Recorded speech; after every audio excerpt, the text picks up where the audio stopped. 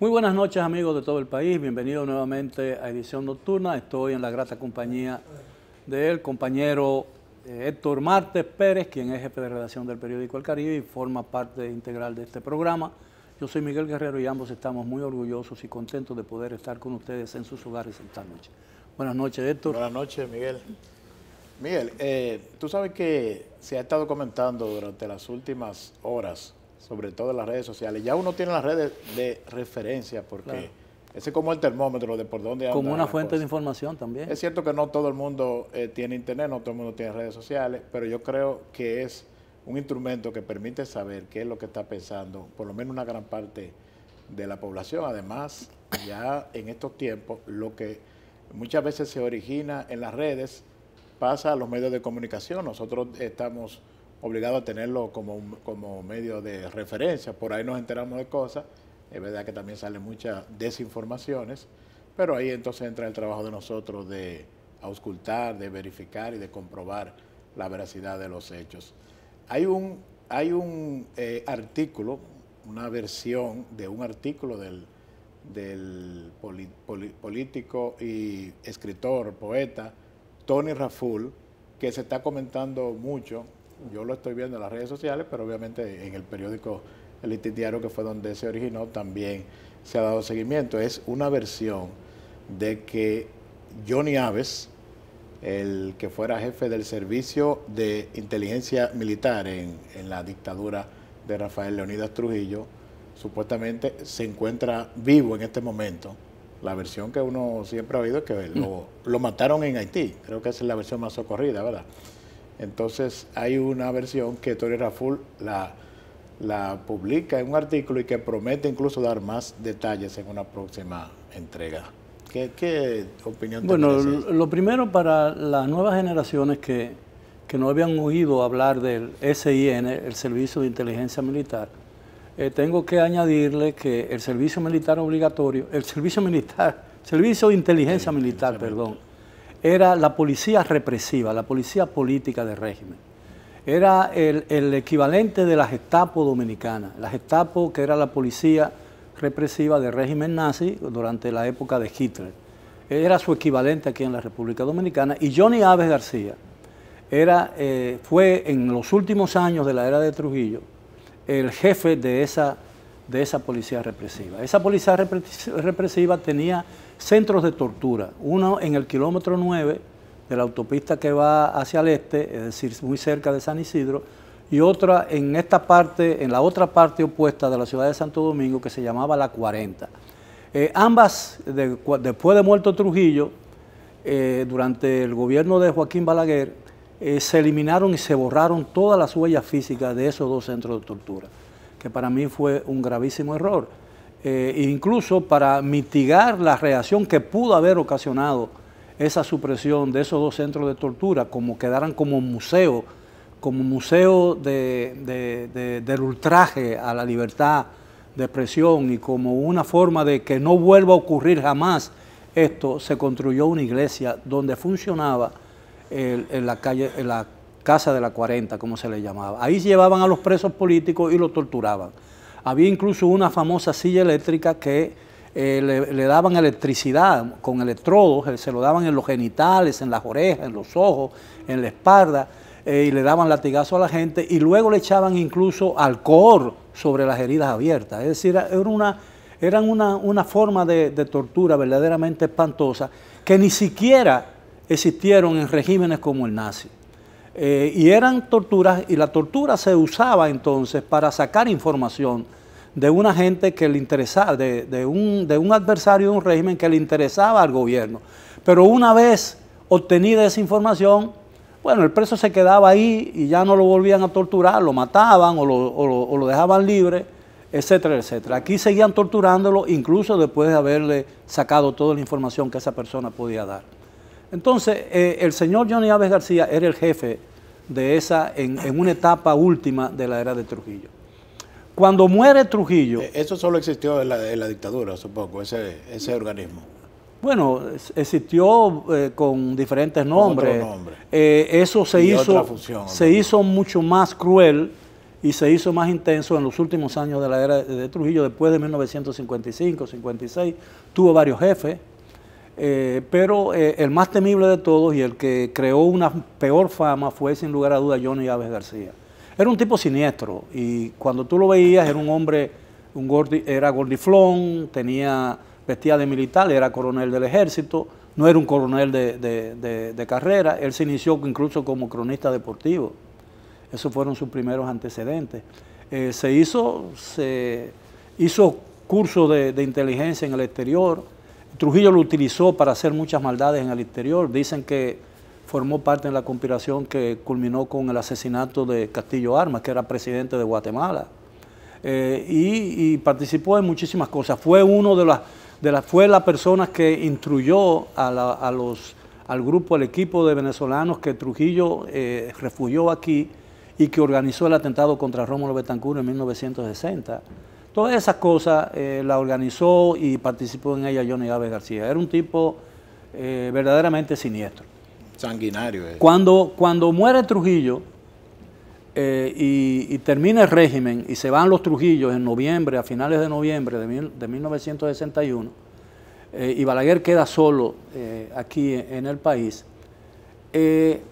Trujillo exilia, bueno, lo exilió antes y con el consentimiento incluso de Ramfi, exilia a Johnny Aves García. Johnny Aves García se va para Canadá, pero luego se supo que se había logrado penetrar a Haití muchos años después y se convirtió en un colaborador de la dictadura de François Papa Duvalier, Papa Doc, mejor conocido como Papa Doc, que gobernó tiránicamente Haití durante muchos años, casi 20 años, 25 años, y que le legó como presidente vitalicio, y le legó el poder a su hijo, Jean-Claude Duvalier, mejor conocida como Baby Doc, también con el carácter de presidente vitalicio. Y Johnny Aves García aparentemente contribuyó a organizar una policía represiva similar a la de Trujillo en Haití. Pero en un momento dado conspiró contra el gobierno de Puerto Príncipe o Duvalier, que era muy celoso y no dejaba posibilidad de que nadie, era muy celoso y temeroso de cualquier conspiración, le dio una muerte tan feroz y tan trágica, según la documentación existente, como la que él, Johnny Aves, propiciaba aquí a los enemigos de Trujillo. Eso estamos hablando de los años 60. Trujillo fue muerto en una emboscada, fue asesinado, un tiranicidio, en 1961, en mayo, y él salió en noviembre, o antes de noviembre de 1961 también. No recuerdo exactamente la fecha, ¿no? Porque Johnny Aves era un hombre de más de 40 años. Entonces, han ocurrido, ¿cuántos años han ocurrido? 40, 47 años. Johnny Aves debe tener alrededor de 90 años, o debería tener 90 sí, o 95 años. Yo dudo mucho que Johnny Aves haya sobrevivido. Las personas, Tony Raful, lo que yo leí en el periódico El Listín Diario, en una columna, artículo que él escribe periódicamente, habla de que una persona de confianza y de mucha credibilidad está diciendo, eso fue lo que leí, que Johnny Aves está vivo y que vive con un nombre supuesto, con una persona, una señora con la que vive, que aparentemente lo protege, en Nueva York desde hace muchos años. Bueno, pero no hay documentación sobre eso. Y el Listín Diario publica hoy como historia principal, como headline del periódico, la historia y entrevistan a mucha gente que hablan sobre ese caso. A mí me preguntaron ayer en una actividad de la Academia Dominicana de la Historia, de la que yo formo parte, de que qué creía yo sobre eso. Yo digo que eso es, a menos que no presenten documentación, esa información no tiene rigor histórico, porque se supone que Johnny Aves existe documentación y se da como un hecho que Johnny Aves que incluso colaboró con la CIA, dicen que la CIA participó en su asesinato. De manera pues que hablar de eso y ocupar y hacer de eso una historia periodística que sigue un periódico me parece muy fantasioso, porque esa historia y ese artículo y lo que ha seguido después no está fundamentado en ninguna documentación histórica rigurosa y válida. simplemente el rumor de que vive en Nueva York y que vive con una señora que aparentemente es su amante. Bueno, yo no creo que a esa edad la gente pueda tener un amante. Pero Johnny Aves yo creo que está para dicha de aquellos que sufrieron el rigor y la crudeza de su jefatura del servicio de represión de Trujillo. Para suerte de eso, Johnny Aves está bajo tierra desde hace mucho tiempo. A menos que, y yo seguiré creyendo eso, a menos que no me presenten documentación o alguien lo presente vivo, de que realmente este señor, para desgracia de la humanidad, aún sigue con vida. Pero tengo entendido que incluso sobre su muerte se han dado versiones contradictorias. Bueno, se habla de que hay una versión de que la orden vino de aquí. No creo. Duvalier no recibía órdenes de nadie. Incluso dicen... ¿No fueron la versión, sí, la versión dice que fue la policía del gobierno de Haití que lo mató junto con toda su familia. E incendiaron incluso su casa, si mal no recuerdo. Yo no había vuelto a estudiar el tema y no... E incluso circuló lo que se pretendía que eran unas memorias de Johnny Aves, pero muchos historiadores sostienen que ese es un documento apócrifo, que realmente no lo escribió y nunca se editó. Lo que circularon fueron versiones y capítulos mimeografiados de ese libro, donde él en algunos aspectos se presenta como toda una víctima y una persona que no hizo lo que se sabe que hizo. Bueno, de todos modos la versión ahí está lanzada y como tú dices, no hay ninguna prueba, pero... Bueno, si el periódico, si se demuestra que realmente el hombre existe, está vivo todavía, o murió recientemente, porque eso puede suceder también, entonces si presentan esa documentación, yo como historiador y como periodista tendré que aceptar esa versión, porque yo no puedo ocultar la realidad, ni me puedo oponer a ella, ni me puedo resistir a la documentación que diga eso. De todas maneras, esté vivo o no, eso habría que demostrar. Claro. Pero es interesante, yo creo que se ha escrito muy poco sobre Johnny Aves García, y en el libro, en la novela La fiesta del chivo, el premio Nobel peruano, Mario Vargas Llosa, lo pone como un ejemplo de crueldad. Incluso dice que Montesinos, que fue el jefe de la policía secreta de Fujimori, fue un émulo de Johnny Aves García.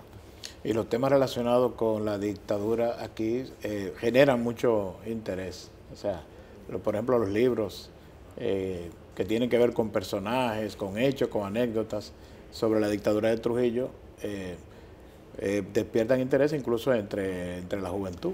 Había un archivo que se llama el archivo personal de Trujillo, que Ramfi se lo llevó a España y nunca... Hubo historiadores dominicanos y gente que copió mucho, se robó algunos de esos documentos, pero nadie sabe dónde está realmente ese archivo, donde Trujillo guardaba toda la documentación que entendía que era de su incumbencia personal y que la tenía y la usaba para obligar a la gente a sumirse al régimen. Hay algunas versiones de que Balaguer se quedó con esa documentación, pero eso no pudo probarse nunca, ¿no? Y no creo que Balaguer lo hubiera hecho.